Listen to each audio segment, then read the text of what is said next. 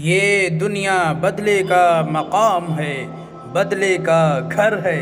نیکی کرو گے تو نیکی ملے گی، بدی کرو گے تو بدی ملے گی۔ کنواں کھودنے والے کنویں میں خود گر جاتے ہیں۔ کوئی برا آدمی سزا پائے بغیر نہیں رہتا، اور کوئی بھی اچھائی جزا یعنی بدلہ پائے بغیر نہیں ہوتی۔ ایک بات یاد رکھو، اگر اپنوں کو دشمن سمجھو گے تو دشمن کو فتح سونے کی تھالی میں سجا کر پیش کرو گے۔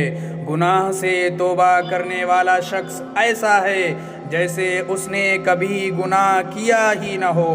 جب بندہ اللہ سے گڑ گڑا کر کہتا ہے یا اللہ مجھے معاف فرما دے، تو اللہ سبحانہ و تعالی اس کی یہ ادا دیکھ کر خوش ہو کر فرماتا ہے میرا بندہ بخوبی جانتا ہے کہ اس کے گناہوں اور خطاؤں کو میرے علاوہ اور کوئی معاف نہیں کر سکتا۔